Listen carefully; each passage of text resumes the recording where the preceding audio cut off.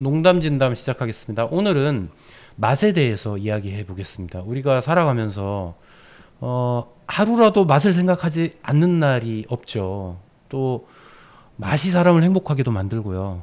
또 행복하지 않은 느낌도 맛이 줄 때가 있습니다. 이런 맛에 대하여 오늘 이야기를 해볼 텐데요. 우리 스스로를 식재료 탐구가라고 부르시는데 이런 종류의 직업이 있는지는 제가 오늘 처음 알았는데요. 식재료 탐구가이시고 여행자의 식탁을 대표하고 계시는 김진영 선생님 모셨어요. 안녕하세요. 네, 안녕하세요. 예. 자, 일단 오늘 맛에 대해서 이야기할 텐데 여행자의 식탁 소개를 좀 먼저 해주시겠어요? 여행자 식탁은요, 그러니까 식재료의 본질에 대해서 고민하는 1인 기업입니다. 그러니까는 새로운 식재료는 없지만은 그래도 사람들이 잘 알지 못하는 식재료를 소개하거나 아니면 기존에 잘못 알려진 식재료의 활용 방안에 대해서 다시 다른 방향이나 아니면은 그 대안을 제시하는 그런 기업이거든요. 예를 들어서 감자라는 게 분질 감자와 점질 감자가 있는데 분질 감자와 점질 감자. 네, 점질 감자 두 가지가 있는데 예. 그러면 그 두 가지의 요리 방법이 다름에도 불구하고 우리는 그냥 하나의 감자로만 팔고 있거든요. 그렇죠. 그래서 이 감자의 이 용도, 품종에 대해서 고민을 해야 된다. 이런 게 있다라고 뭐 소개를 하거나 뭐 이런 일을 주로 하고 있고요. 뭐 과일도 품종에 따라 골라 먹어야 된다 해서 품종에 대해서 고민을 많이 하고 있는 기업입니다. 그러니까 식재료에 대해서 뭐라 그래요? 이제 저의 이해가 맞는지 모르겠네요. 식재료의 본질을 찾아간다. 좀 이런 느낌이고요. 네. 식재료 굉장히 다양하잖아요. 이제 감자 예를 드셨는데 저희도 옛날에 그 아버지가 농사 짓던 거 캐다가 그 먹으면 진짜 분이 허옇게 분이라기보다는 가루진 듯한 그 느낌. 예. 이런 감자 요즘 찾기 좀 어렵잖아요. 그러니까 다 획일화돼 버린 거지 사실. 근데 그죠. 이런 식재료의 다양성이나 또 어떤 식재료가 좋은 것인가 뭐 이런 것을 사업적으로 지금 좀 풀어나가시는 그런 뭐 그렇게 하는 것도 있고 뭐 그 신문이나 아니면 방송에서 이제 이런 얘기를 계속 주장을 하는 거죠. 그러니까는 품종에 대해서 우리는 알아야 된다. 그러니까는 품종이 달라지면 맛이 달라지는데 그거에 대해서 거기까지는 가지 못하고 왜냐하면 감자는 그냥 감자로 끝나는다. 그렇지. 그러니까 일본 같은 경우에 출장을 가게 되면은 10년 전만 하더라도 거기는 감자 품종이 이름에 있었어요. 아, 판매하는 곳에요? 네, 판매하는 감자의 곳에. 품종이 적혀서. 네, 뭐 남작이 있고 뭐 안데스 뭐 어쩌고저쩌고 있고 있어요. 그게 뭐냐면은 이 품종을 알게 되면은 용도가 달라지는 거거든요. 아, 그렇지. 쌀도 찹쌀하고 맵쌀하고 용도가 다르듯이. 쌀로 팔아버리면 안 되는 것처럼. 그 이제 모든 식재료가 그랬겠군요, 진짜. 지금은 뭐 파하면 그냥 파. 그냥 대파 뭐 이 정도 중파 정도는 하지만 그 사실 이제 먹거리 재료라는 게 그 용도에 따라서 진짜 그 적절한 품종이 있을 텐데 그 모르고 살죠. 그죠. 그러니까는 20년 전만 하더라도 제가 초록마을에서 일할 때였는데 그때만 해도 쌀 관련된 품종, 쌀 관련된 얘기가 대부분 뭐냐면은 뭐 인증 관련된 건 뭐 유기농이냐 아니냐 아니면은 품종은 뒤에 숨어 있고 대부분이 경김이냐 아니면 홍성쌀이냐 지역이 먼저였고 그 다음에 가격이었거든요. 그러네요. 근데 지금 20년이 지금 어떻게 됐냐면은 품종이 앞에 있어요. 품종이 앞에 있다. 뭐 그 골드킨 3냐 아니면 뭐 밀키킨이냐 아니면 삼강이냐 수강이냐 아니면 일품쌀이냐 뭐 이런 식으로 이게 품종이 앞에 가 있고 그 다음에 지역과 가격이 있거든요. 그게 20년 사이 변한 거예요. 그러면 지금은 품종을 중요시 한다는 얘기네요. 소비자가 이게 어떤 그게 이제 계속해서 이제 쌀부터 이게 시작이 됐던 거예요. 쌀에서 시작된 거다. 지금도 또 10년 전에 제가 쿠팡에서 일할 때였는데 그때만 해도 여전히 지역이 앞서 있거든요. 지역의 농협의 가격. 근데 처음으로 우리가 그때 뭘 했냐면은 품종을 앞에 내선 거예요. 상강쌀 얼마. 이렇게 갔던 거죠. 그러면 그때 너무 앞서가셨다. 그 소비자가 모르거든. 삼광이 뭔지 그쵸? 뭐 추청이 뭔지 일반적으로는 잘 모르죠. 근데 제가 이때까지 20년 동안 뭘 하면서 주장했던 게 뭐냐면은 쌀은 단일 품종이어야 된다.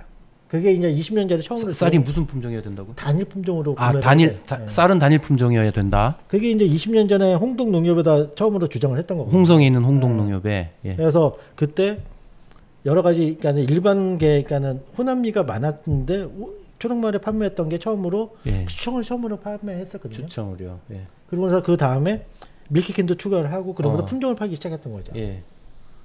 유기농이었지만은 품종을 그냥 유기농 할 게 아니라 품종도 중요시하자라는 제안을 그때 처음 하셨던 거군요. 그래서 그때 당시에 성공하셨나요? 했죠. 당시.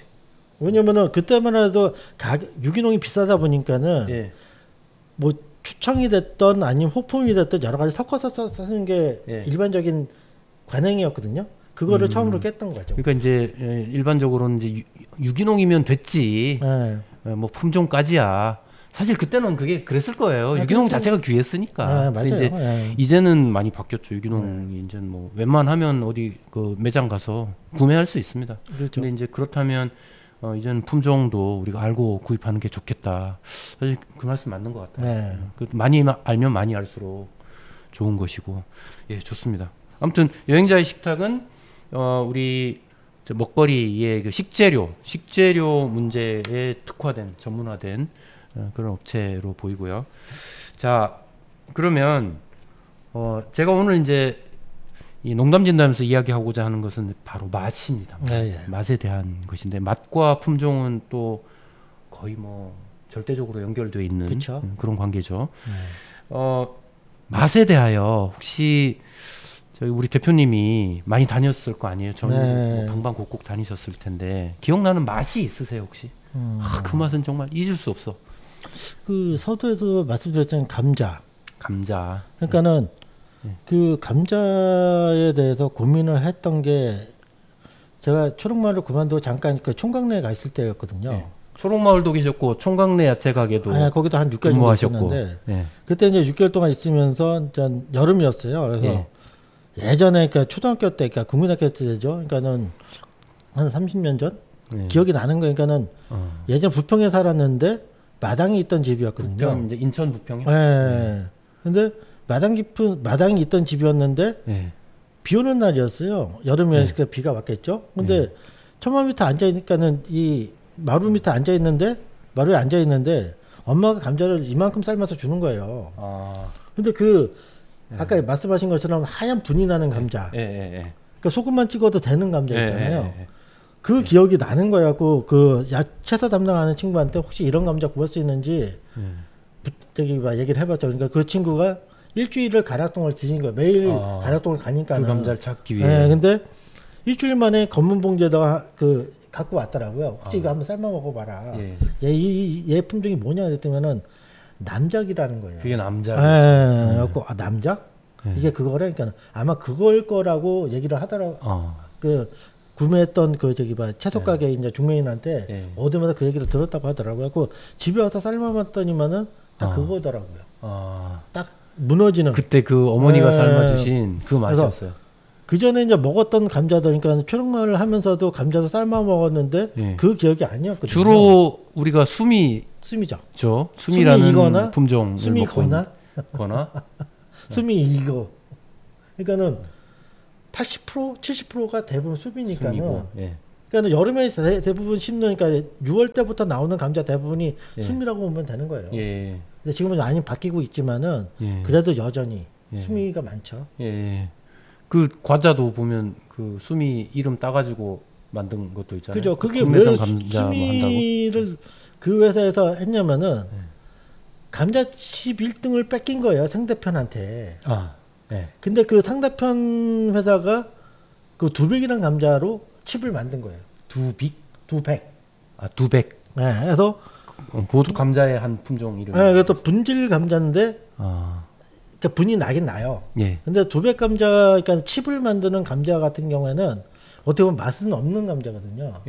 왜냐면은 감자칩을 만들려고 하면은 감자칩이 하얗게 튀겼을 때 하얗게 나와야 되는데 그 안에 뭐 단맛이 나는 과당이든 포도당이 있으면 안 되고 적어야 되고 그다음에 감칠맛을 주는 글루탐산이 없어야 돼요. 그래요? 그 맥맛이잖아요.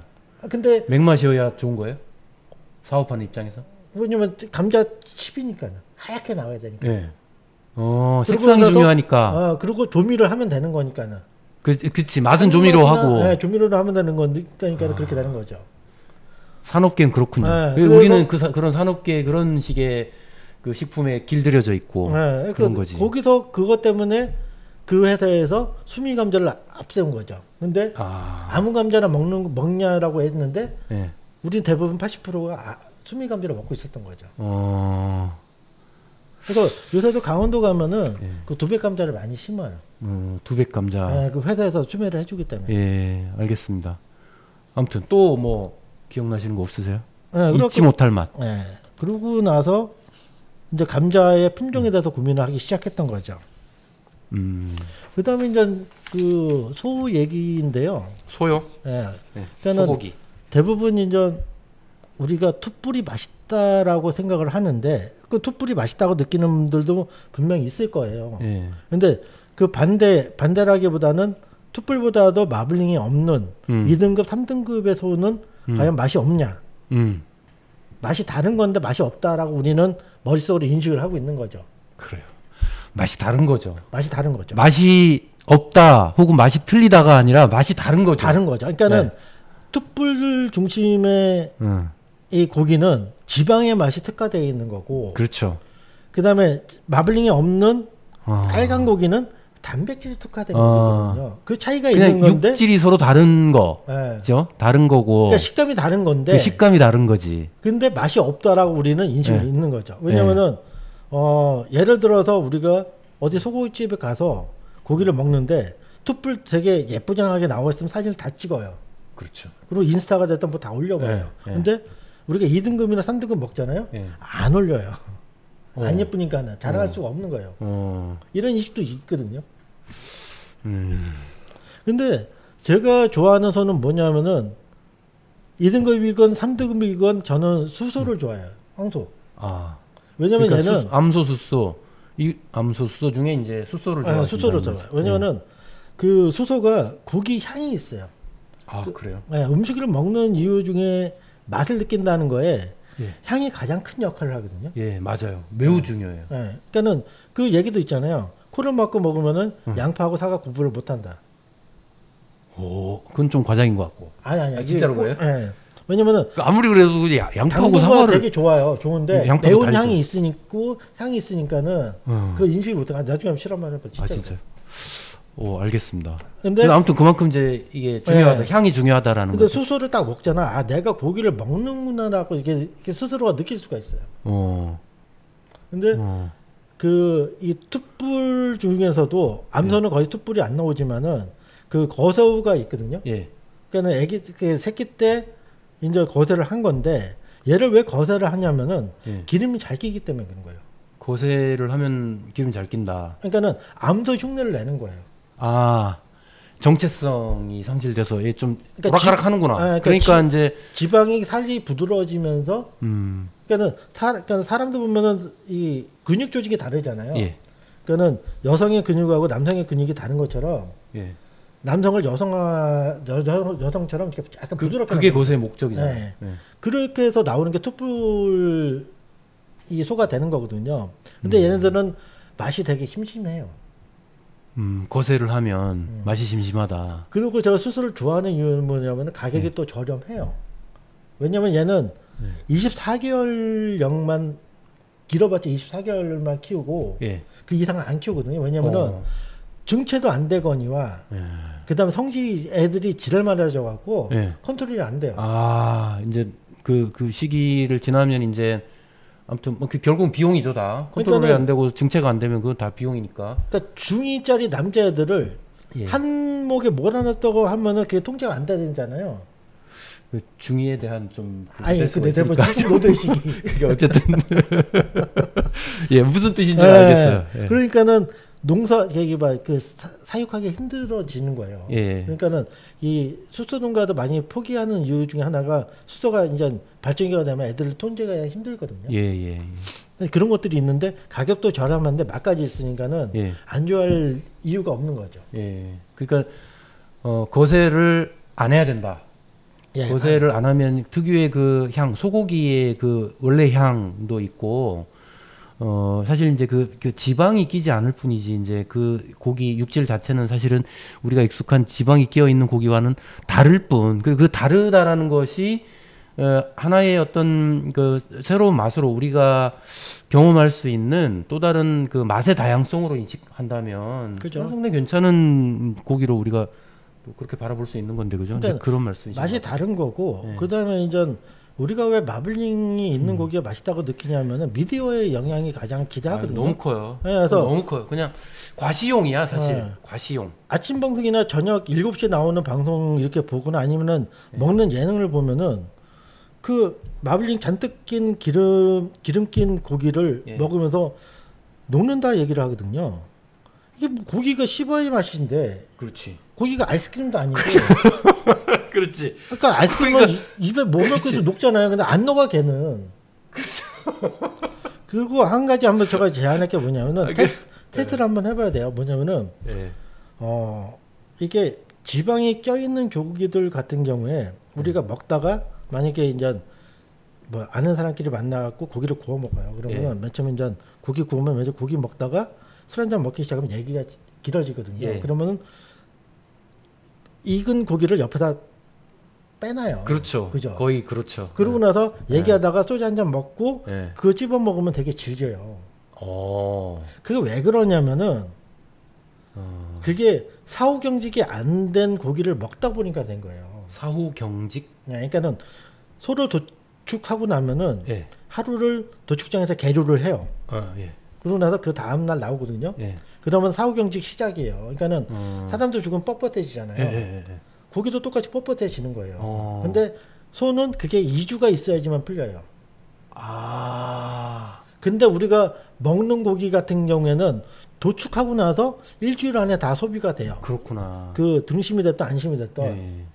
그러니까 이거를 숙성하지 않는 이상은 예. 그러니까 생고기 좋은 거 오늘 도축했어, 그러니까 어저께 도축한 걸 갖고 왔어요. 그러면은 예. 가장 질긴 고기를 우리는 먹기 시작하는 거예요. 아.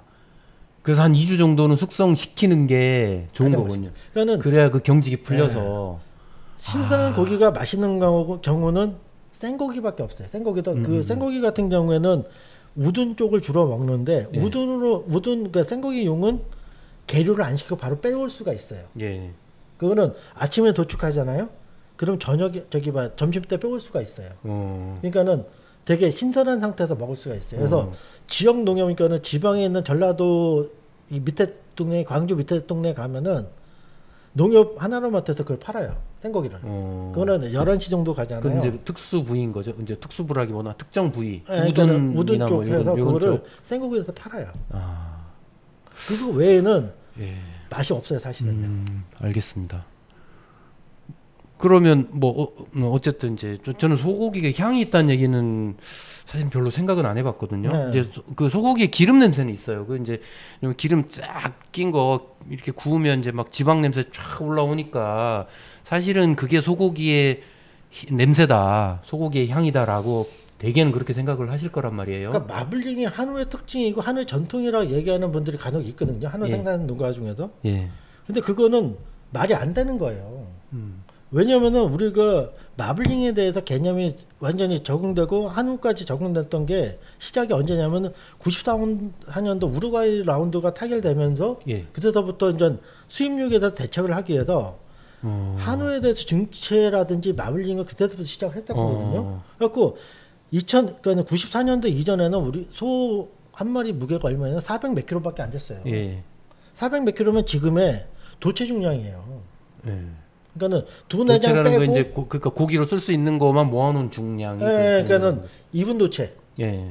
그때 소를 잡았을 때가 400kg였고 20년 사이에 700kg짜리까지 예. 온 거예요. 거의 우리가. 두 배 중체. 가까이 예. 늘어났네요.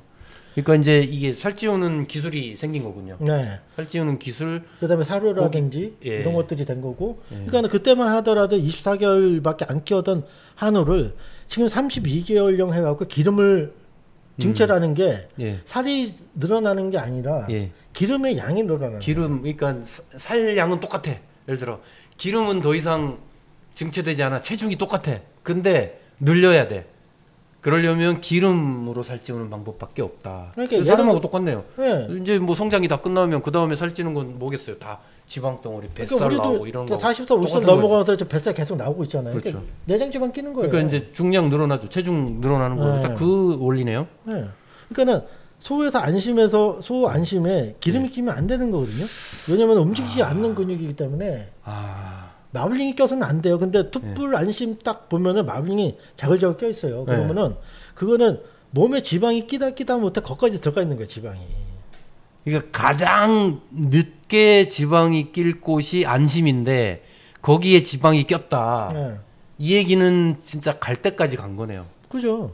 몸이 그러니까 사람이 이제 운동도 안 하고 맨날 술이나 먹고 맨날 스트레스 받고 이렇게 사니까 이렇게 살이 이제 저처럼 이렇게 살이 찌는데 네. 문제가 있는데 이 그러니까 갈 때까지 가서 이제는 그 기름이 최후의 끼는 거기까지 꼈다 그 얘기군요. 그러니까 이게 진짜 건강에 안 좋은 거예요. 한우를 마블링과 연관시키면서 우리가 잊었던 게 뭐냐면은 소고기의 향이에요. 그러니까 이제 그 맛, 그 기름의 그 맛 이것만 강조를 해서 사실 저희도 뭐 생각도 안 해봤거든요. 네, 그러니까 소고기가 무슨 향이 있어 이렇게 생각했는데. 그 수수를 딱 먹잖아요. 네. 그러면은 딱 씹는 순간에 향이 쫙 입안에 퍼져요. 그 일종의 이제 육즙이라는 게 그런 개념인가요? 육즙보다도 향이 먼저죠. 향이라는 게. 그러니까 혀가 먼저 느끼기 전에 예. 코가 먼저 느끼는 거예요. 그거를 느낄 수 있는 고기가 있나요? 지금 우리나라에? 지금 그러니까는 숫소고기가 1년에 채 10,000마리도 안 잡아요. 숫소를요? 그러니까는 2004년도만 하더라도 예. 암소를 만약에 16만 마리를 잡았다 싶으면은 예. 한 14만 마리를 수소를 잡았거든요. 예. 근데 지금은 그때 거새우는 10,000마리가 안 됐어요. 아, 지금 말씀하신 이제 숫소라고 하는 것은 거세 안 한 네, 수소. 정상적인 네. 숫소. 거새우는 오케이, 그때 알겠습니다. 10,000마리를 안 잡았는데 예. 비거새우. 2021년 기준으로 해갖고 98만 마리인가 잡았는데 예. 그 중에서 한 반반인 정도가 예. 이제 암소하고 거새우를 잡고 예. 그 다음에 나머지 거세하지 않은 거세하지 않은 수소가 9,800마리밖에 안 되는 거예요. 10,000마리가 안 되네요. 예. 그러니까 그 사이에 바뀐 거예요. 그러면서 우리가 마블링은 머릿속에 들어가면서 예. 소고기의 향을 잊히게 된 거죠. 그러면 거세 안 한 숫소가 향이 진하다. 지네요. 예. 그러니까는 소고기 맛을 따진다고 하면은 수소, 그 다음에 암소, 거새우. 그 등급하고 아무 상관없이. 등급과 상관없이. 네. 그렇구나. 그러니까는 암소 같은 게 미경산 암소가 부드럽다고 하는데 부드럽긴 부드러워요. 예. 근데 수소에 비해서는 향이 조금 적어요. 예. 같은 계열수라고 하더라도 예. 그렇더라고요. 맛을 봤을 때 그러더라고요. 그럼 그 숫소 오늘 소고기 얘기만 너무 많이 하는 것 네. 같은데 어쨌든 그 숫소 그 향이 강한 그 숫소를 우리가 구매하려면 어떤 방법이 있나요? 인터넷에 수소라고 하면 되고 뭐 한살림이 됐던 예. 아니면 여행 식탁이 됐던 그 유기농 황소만 지금 저희는 판매를 하고 있고 대표님 하고 계신 그 여행자 식탁에 들어가면 네, 그 유기농 숫소를 황소가 구입할 있어요. 수 있습니까? 네. 그거 링크 저희가 여기 밑에 달아 놓겠습니다. 아니면 서울에 사시는 분들 같은 경우는 예. 그 기천 한우라고 또 있어요. 기천 한우? 이게 예. 수도권에 한 6개, 7개 매장이 있는데 거기도 수소만 지금 취급을 하고 있거든요. 그래요? 그런 데가 또 있군요. 네. 기천 한우 또는 뭐 인터넷으로 구입하려면 여행자의 식탁 네. 들어가면 되겠고요. 자, 소고기 얘기 여기까지 하죠. 네. 좋아요. 이제 뭐 많이 다녀보셨을 텐데 뭐 좀 기억나는 에피소드 이런 것도 하나 정도 소개해 주시겠어요? 그러니까 제가 또 낚시를 또 좋아하는데요. 예, 이제 수산물 쪽으로 네. 가봅시다. 물고기. 네, 낚시를 좋아하는데 요새 보면 봄 쭈꾸미, 뭐 가을 낙지, 뭐 우리가 흔히 하는 네, 얘기잖아요. 그렇죠. 봄 쭈꾸미, 네. 가을 전어. 가을 저는 뭐 가을 낙지, 뭐 가을 이런 낙지. 게 오케이. 많이들 얘기하고 계시는데 예. 2005년도니까 지금부터 한 18년 전만 하더라도 쭈꾸미를 많이 안 먹었어요, 사실은. 그래서 쭈꾸미도 그랬던 것 같아요. 어느 순간에 확 떠버렸어요. 네, 얘가. 맞아요. 근데 그때도 그냥 간혹 가다가 이제 그 봄 쭈꾸미 얘기가 있었고 뭐 마포에도 전문점 있었고 했었는데 예. 낚시를 가면은 가을에 낚시를 가잖아요. 그러면은 쭈꾸미하고 갑오징어하고 같이 잡혀요. 그러면 2005년도만 하더라도 딱 잡아서 쭈꾸미다 싶으면 얘는 잡자마자 바다에 그냥, 다시 던져줘요. 예. 그냥 갑오징어만 잡을 정도였거든요. 예. 갑오징어만 잡아도 한 몇백 마리 잡을 정도였어요. 예. 근데 어느 순간부터 이제 낚시꾼들이 이제 모이기 시작하면서 이제 쭈꾸미가 귀해졌는데 왜 귀해졌냐면은 봄 쭈꾸미를 잡아서 그래요. 예. 봄 쭈꾸미가 어떤 거냐면은 죽기 직전에 바로 쭈꾸미는 1년을 살거든요. 예. 봄에 태어나서 봄에 죽어요. 어. 그러면은 이게 겨울까지 먼 바다 갔다가 예. 산란을 하러 들어오거든요. 산란을 하러 들어오면서 먹이 활동 거의 안 해요. 그러니까는 몸 안에 있는 에너지를 다 산란으로 다 쓰는 거죠. 그렇지. 예. 그러면서 산란을 끝내고 나서 암 놈은 좀 알을 좀 지키다가 죽고 순 놈은 예. 바로 죽어버리거든요. 예. 근데 에너지를 이렇게 수영도 하고 소흡을 하다 보니까는 몸 안에 있는 에너지를 쓰다 보니까는 살은 그냥 뻣뻣한 거예요. 그리고 봄 쭈꾸미는 맛이 없는 거네 그러면. 맛이 없어요. 근데 네. 그게 세뇌를 당하는 거예요. 봄 쭈꾸미 하니까. 네, 그리고 머리가 아니라 몸통에 있는 알을 무슨 뭐 찹쌀밭이라고 하는데 예. 옛날 신문, 그러니까는 90년대 초반의 신문을 보잖아요. 예. 90년대 초반인지 후반의 신문인지 모르겠지만은 거기에 그런 얘기가 있어요. 안남미랑 비슷한. 안남미. 그러니까는 서걱서걱한 맛. 안남미가 뭡니까? 그 저기 인디카종. 쌀 네, 인디카종. 예. 그거랑 인도쌀. 비슷한 맛이 난다라고 명확하게 신문 기자는 찰기가 없다고. 네, 얘기를 했었는데 예. 어느 날 갑자기 얘가 찹쌀로 둔갑을 해버린 거예요. 그럼 뻥이잖아요. 근데 다들 그렇게 믿는 거예요. 왜 믿죠? 이게 먼저 모르니까 그걸 네. 왜냐면 다양하게 먹어봐야 알지. 그냥 네. 뭐 사실 식당 가서 한 별미로 먹는 건데 그걸 어떻게 그 많은 정보가 있겠습니까? 네, 사실. 그러니까는 낚시꾼도 잡고 사람도 봄에 잡다 보니까 쭈꾸미가 이제 바다에 없어요. 너무 많이 잡아서 네. 또 이제 아이고. 그러니까는 가을에 어느 정도 성어가 됐을 때 잡아야 되는데 가을 쭈꾸미가 사실은 제대로 된 맛있는 거네요. 그리고 가을 낙지, 봄 쭈꾸미라는데 둘 다 문어과의 생선이 저기 어류예요. 그렇죠. 같은 어류인데 어떤 놈은 가을이고 어떤 놈은 봄이에요? 아니잖아요. 낚시도 마찬가지 1년을 사는데. 예. 근데 왜 쟤만 가을이고 얘는 왜 얘는 봄이야. 말이 안 되는 거죠. 둘 다 가을에 맛있습니다. 그리고 봄 쭈꾸미가 언제 나왔냐면은 네. 95년도 기사가 처음이에요. 신문 기사에 뭐가 네. 나왔나 보죠. 네. 그게 가을 낙지, 봄 쭈꾸미가 처음 나온 거예요. 그런 이제 언어가 언어가. 이게 원래 우리가 이제 전통적으로 옛날 조선 시대부터 그런 속설이 있어서 나온 게 아니라 네. 요즘에 처음이었어요. 현대의 신문 기사로 인해서 그렇게 인식되는 거군요. 네. 그러고 나서 한동안 없다가 그 2000년도 되게 쭈꾸미가 유행이 되면서 그게 계속해서 컨트롤 C, 컨트롤 V가 돼버린 거예요. 그러니까 어느 기사에 한번 이게 뜨니까 이게 너도 나도 막 그렇게 사람들이 이게 막 퍼지고 또 신문도 그때 그 광고성 기사를 막 그냥 다 또 인용해서 쓴 거군요. 그러니까 그 자료를 찾아서 하면 되는 건데 예. 대부분 안 찾잖아요. 심지어 그는 2000년대 초반에 기사에 어떤 게 보냐면은 네. 컨트롤 C, 컨트롤 V가 많이 하는 데 있다 보니까는 쭈꾸미를 문어 새끼라고 표현한 기사도 있어요. 심지어 2000년대까지. 그래요. 문어과의 그 어류는 맞지만은 쭈꾸미하고 문어는 다른 거거든요. 그래서 많이 다른 거죠. 사촌지간은 맞지만은 많이 다른 거거든요. 근데 여기 문어 새끼라고 하는 신문 기사가 종종 심심치 않게 검색이 될 정도예요. 그건 좀 너무했는데요. 그건 조금 알아보고 쓰시지 진짜 우리 우리나라 이 기자님들 좀 아무튼 뭐 넘어갑시다. 기자님들은 뭐 그래서 하루 이틀 얘기가 아니까 지금. 쭈꾸미는 가을이 맛있어요. 가을이 맛있다. 그것도 이제 늦가을부터 추석이 늦가을부터. 지나고 나서부터 예. 그는 봄까지 봄이 아니라 한 1월, 2월까지는 되게 맛있어요. 살이 되게 달달하다. 봄을 피하면 되겠군요. 네. 그 가장 피해야 될 시기에 우리는 가장 좋다고 생각하고 먹고 있는 거네요. 그죠. 근데 사실 또 그 얘기도 있어. 우리는 그 어류, 바다에서 나는 생물들은 산란기에는 그걸 우리 일부러 안 먹잖아요. 그죠. 지속 가능한 어업을 위해서. 네. 사실은 그렇다면 쭈꾸미도 봄에는 우리가 맛을 떠나서 네. 우리가 좀 피해줘야 되는. 그러니까는 제가 요새 주장하는 게 뭐냐면 예. 알배기 생선은 먹지도 예. 잡지도 예. 자랑도 하지 맙시다. 그래요. 그러니까는 왜 그 생맥에 뭐 노가리 있잖아요. 네. 노가리도 먹어서는 안 되는 거잖아요. 사실은요. 예. 그 노가리. 네. 그 노가리의 예. 명태만 있는 것도 아니에요. 사실은 거기에 대구도 있거든요. 아, 그걸 그냥 통틀어 노가리라고 부릅니까? 네. 왜냐면 구별이 안 되니까. 그러니까 명태 새끼, 대구 새끼 이런 종류의 것들을 그냥 통틀어 노가리라고. 그러니까는 여름에 강원도 이 해안가 가보면은 예.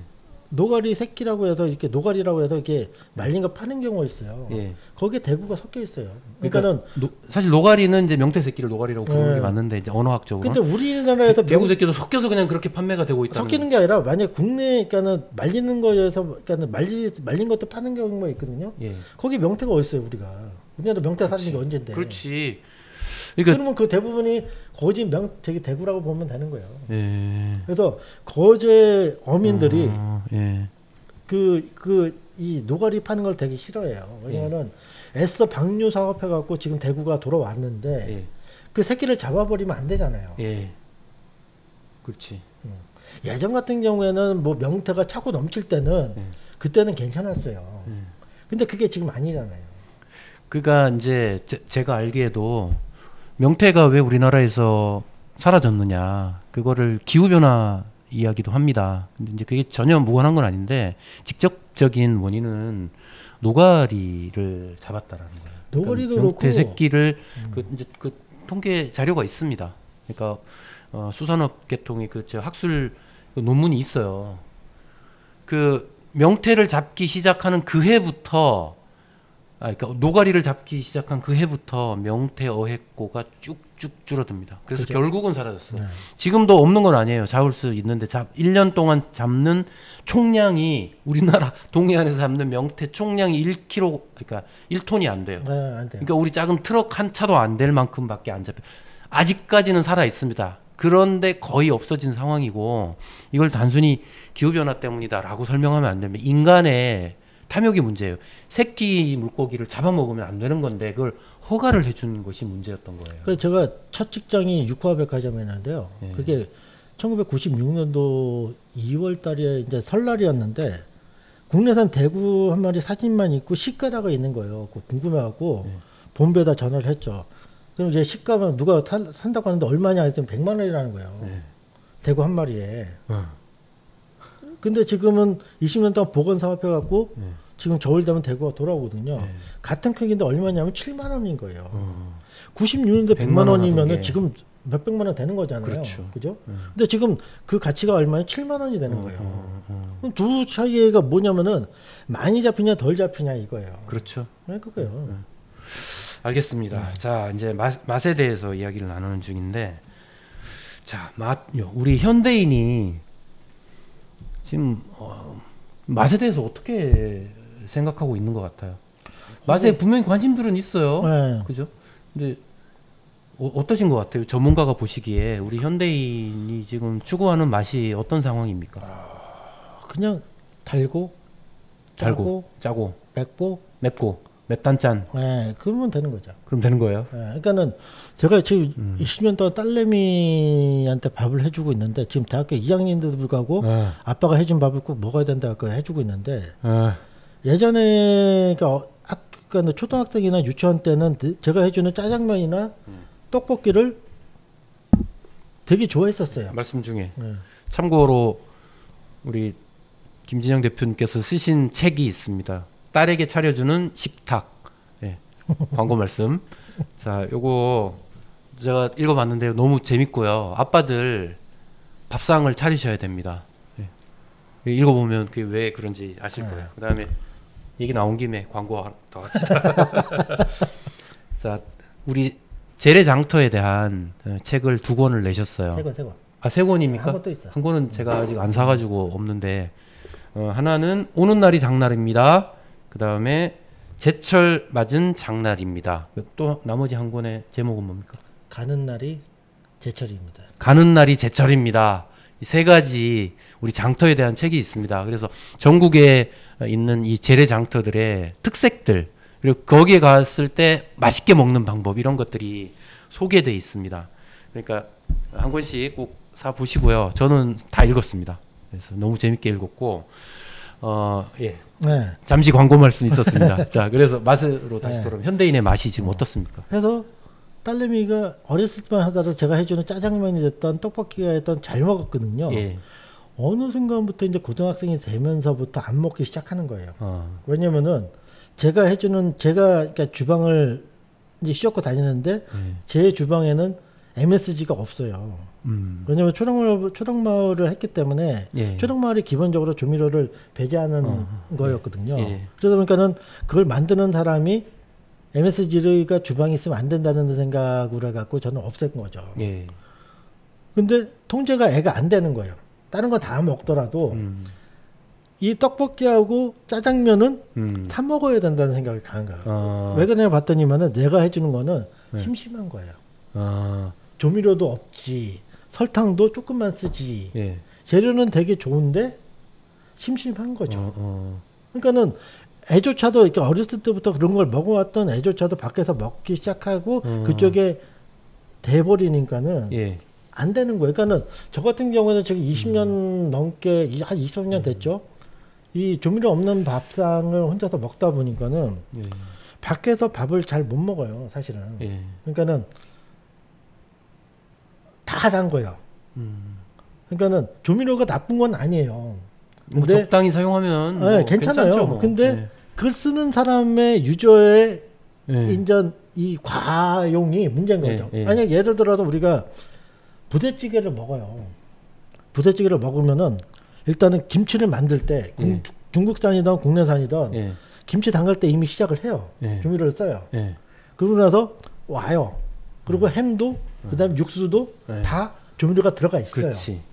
기본 베이스가 예. 이미 조미료에 지배돼 예. 있어. 그럼 안 넣어도 돼요. 예. 사실 더 안 넣어도 이미 예, 이미 근데 이미 본보기야. 주방 아줌마가 말싸지라고 또 한국장 또 더 넣어. 넘어요. 그러니까 느글느글한 거예요. 예.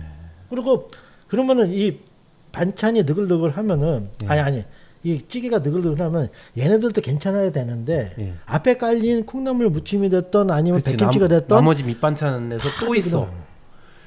그러니까 우리는 완전히 그 화학 조미료 이거에 그냥 지배돼 있네 우리의 미각이라는 게. 근데 제가 20년 동안 안 먹다 보니까는 예. 한 가지가 뭐가 있냐면은 없어도 돼요. 조미료 없어도 된다. 돼요. 그러니까는 네. 이게 예. 오늘 만약에 이만큼을 요만큼 넣었다 그러면 내일은 이만큼 이렇게 예. 요하는 거예요. 그러니까 중독이 계속해서 되는 예. 거예요. 그러니까는 달달 음식이 더 달고 예. 해지는 거예요. 예. 이제 그런 게 현대의 맛이 아닐까 싶어요. 결국 그러면 원재료의 맛에는 별로 좀 관심이 없는 것 같아요. 그죠? 이제 양념들의 맛으로, 네. 양념 맛으로 맛을 느끼는 것 같고, 그거는 이제 매운맛, 짠맛, 그 다음에 단맛, 그리고 MSG 맛. 네. 이 사실 이 네 가지 가지고 우리 많은 먹거리 맛을 내는 것 같고, 유명 셰프들도 그렇게 합니까? 다 양념 중심으로. 그러니까 조미료가 안 쓰는 데들이 없어요. 그러니까는 예. 기본적으로 다 쓰죠. 그러니까는 우리는 MSG 안 넣습니다 해놓고 나서 만약 공장식 간장을 쓴다 그러면 거기에 들어가 있는데 이미 예. 그런 거죠. 뭐. 그러니까는 간장을 쓰면서 된장을 공장식을 쓰면서 예. 거기에 분명히 들어가 있음에도 불구하고 예. 한 스푼을 더 넣는다는 거죠. 그게 이제 한 스푼이 더 문제가 되는 거죠. 안 넣어도 예. 되는 거죠. 안 넣어도 되는데. 네. 그러면 이게 우리가 경험할 수 있는 거의 모든 곳에 가정을 빼고 가정에서는 우리가 컨트롤할 수 있어요. 근데 우리가 컨트롤할 수 없는 거의 모든 우리가 섭취할 수 있는 공간, 이게 편의점이든 뭐 구내 식당이든 아니면 어떤 우리 그 맛집 식당이건 간에 거의 대부분 그거를 지금 쓰고 있다는 얘긴데, 그러면 그거 먹으면 되는 거 아니에요? 그럼 그냥 우리가 아유 그래 까짓 거 맛있게 먹자, 그냥 아유 감각적으로 먹고 먹을 수밖에 없는 그렇게 거죠. 하면 그렇게 하면 되는 거 아닙니까? 그러니까는 예. 먹을 수 있는 것들이 되게 그러니까 뭐랄까 제한적이라고 할까? 먹긴 예. 먹어요. 저도 이제 편의점 가서 이제 물도 사고 뭐 아이스크림도 사고 하는데, 예. 근데 좀 피하게 되는 거죠. 편의점에서 그러니까는 예. 뭐 이따가도 얘기하겠지만은 뭐 얘기합시다. 뭐냐면은 요새 샐러드가 열풍이잖아요. 예. 우리 이제 아까 점심도 여기 가서 먹고 왔지만은 샐러드를 먹는 이유는 뭐 살을 빼거나 건강을 위해서 먹었는데 예. 과연 그게 진짜 건강한 것인가에 대한 의구심이 드는 거거든요. 예. 지금 우리가 대부분의 딸기란다. 그 채소가 양액 재배가 되게 많아요. 특히 예. 이제 양액 재배란 흙에다 심는 게 아니라 배대해 갖고 물 쉽게 말하면 스폰지에다가 스폰지에다가 씨앗 심어놓고 거기다 화학 비료 주고 뭐 이렇게 비료라 이제 비료물이 지나가는 비료물. 네. 아무튼 그걸 양액재배라고 합니다. 왜냐하면 우리 보는 분들 중에 모르시는 분들 계시기 때문에 주석을 제가 달았습니다. 그러면은 애들은 되게 예쁘게 커요. 그렇죠. 그러니까는 영양분이 있으니까는 잘 크고. 근데 딱 심는 순간에 여기 우리가 A4지가 있잖아요. A4지 심는 질감하고 똑같아요. 그러니까는 이게 씹힌다는 느낌보다는 그냥 질기면서 절단된다. 우리가 종이를 씹을 때 느낌 있잖아요. 알잖아요. 그 종이 안 먹어봤는데요. 그러니까 이게 씹어보면 그 느낌이 나거든요. 아니 무슨 느낌인지 알겠어요. 근데 이게 어떤 미각적인 그런 반응은 거의 없을 테고 아마도 그냥 이런 뭐라 그래야 되나 하나의 그러니까 이게 뭔가 이 얇은 섬유질의 그런 반응. 그러니까는 지금 보면 샐러드만 딱 그 소스를 안 뿌리고 먹어보면은 눈 감고 먹어보면은 얘가 근대인지 얘가 상추인지 잘 구분이 안 돼요. 그래.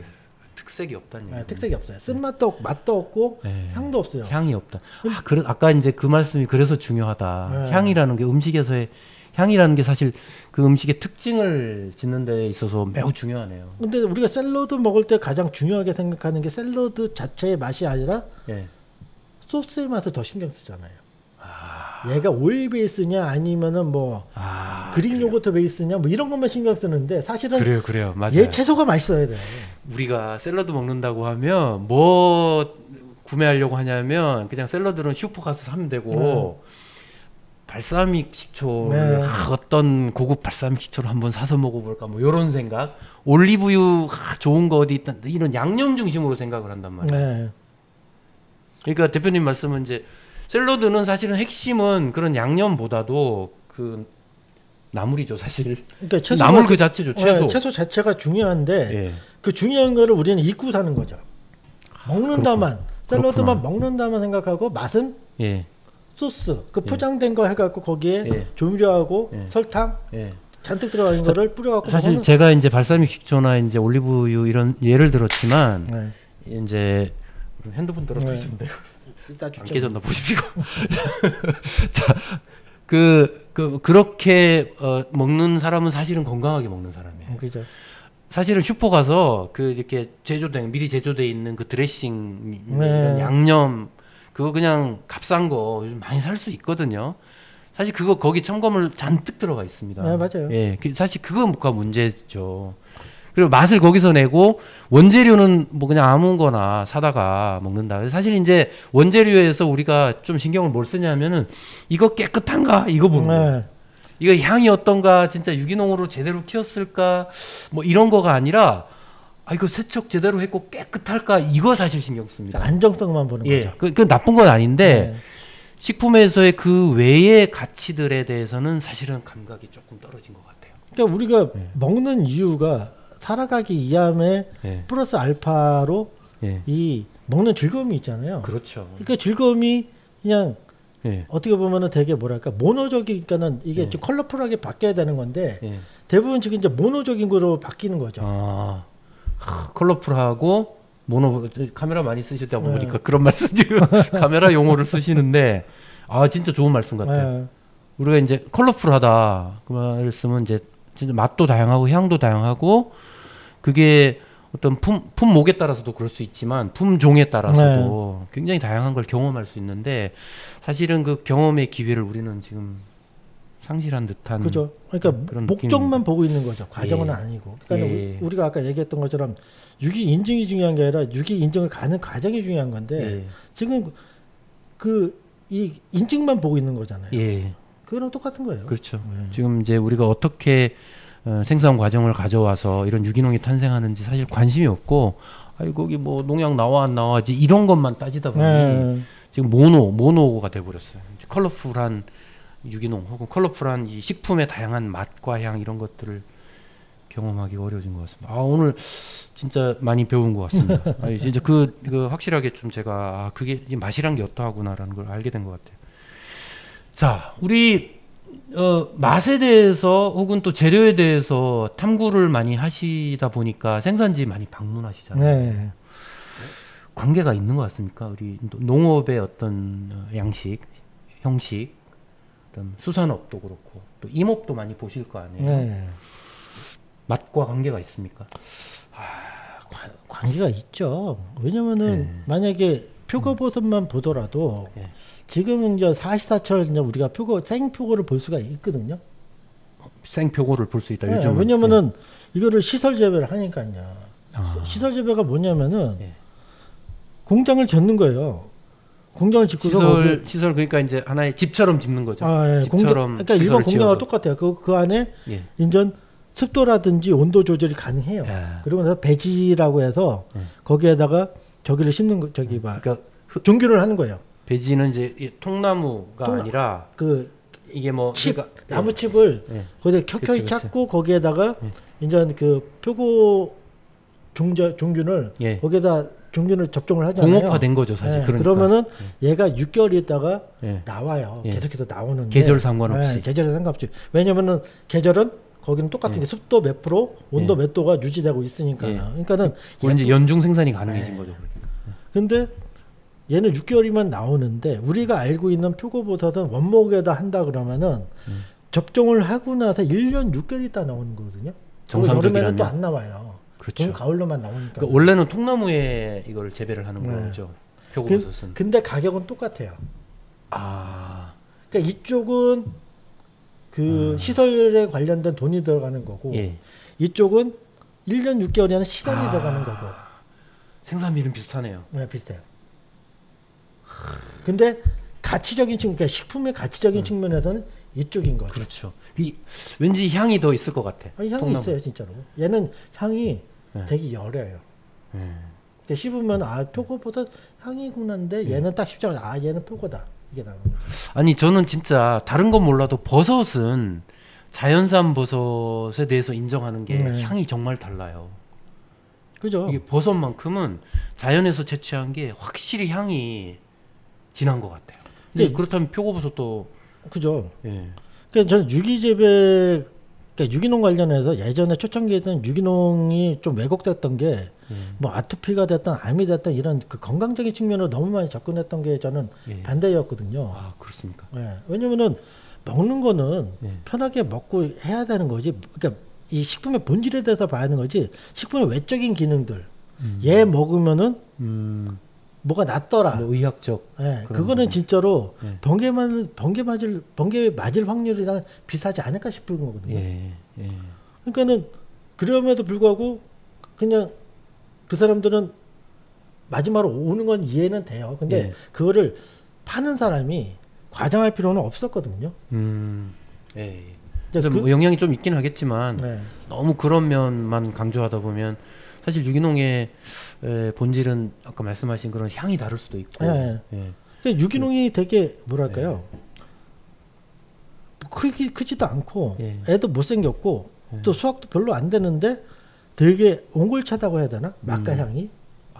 근데 예전에 이제 매장에서 초록마을에서 일할 때 보면은 가끔 그런 거 있어요. 그 손님들 와갖고 얘는 왜 이따위로 생겼냐고.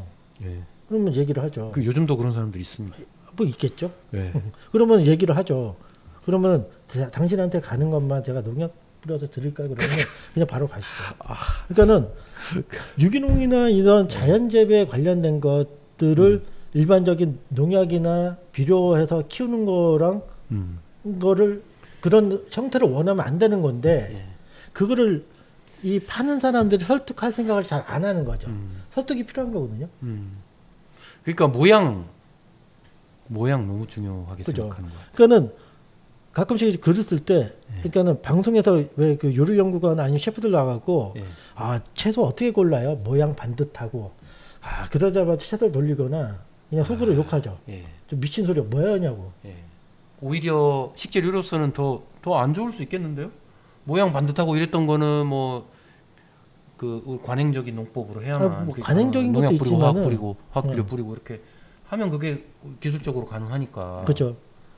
그렇다면 오히려 진짜 셰프들이 말씀하셔야 될 부분은 아, 모양이 비뚤어져도 우리가 제대로 유기농으로 생산한 거가 맛과 향이 제대로 납니다. 이런 그러니까 말씀을 해주셔야 되는데. 향이 좋아야 된다고 얘기를 해줘야 되는데 셰프가 됐던 요리 연구가는 예. 그 얘기를 안 하고 모양 반듯하고 상처 없고 상처 있으면 뭐?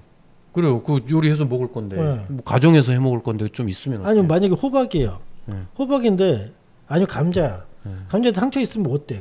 껍질 깎을 건데. 그럼요. 그렇잖아. 근데 뭐 감자 갖고 뭐 모양이 동글동글하고 모양 동글동글한 거 찾는 것 때문에 수미 감자를 많이 심을 수밖에 없는 거거든요.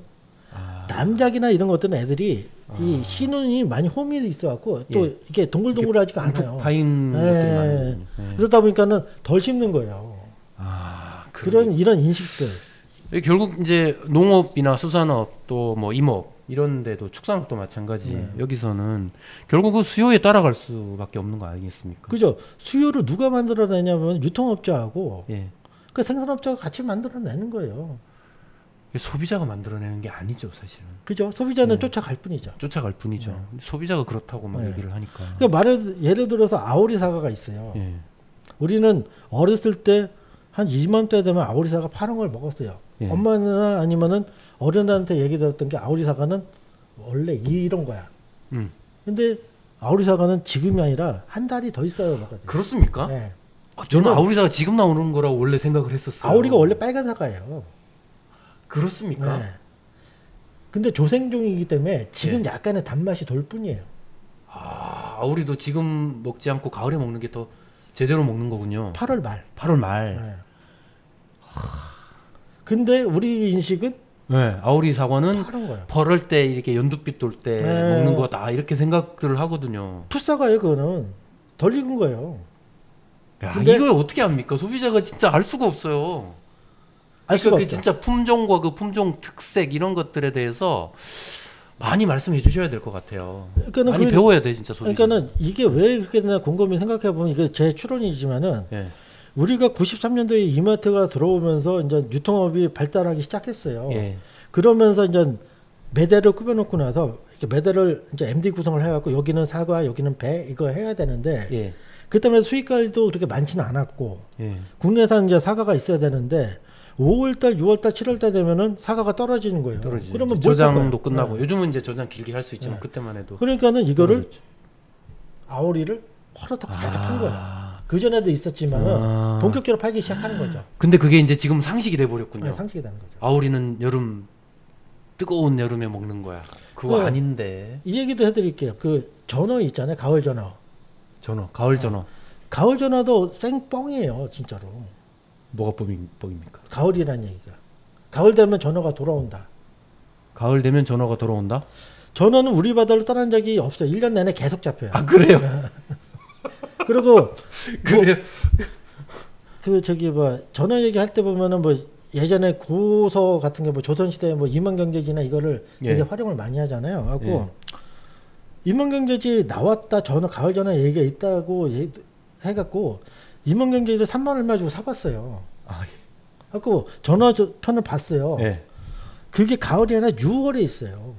아, 진짜요? 네. 이게 6월이 제맛인 거예요? 모르죠.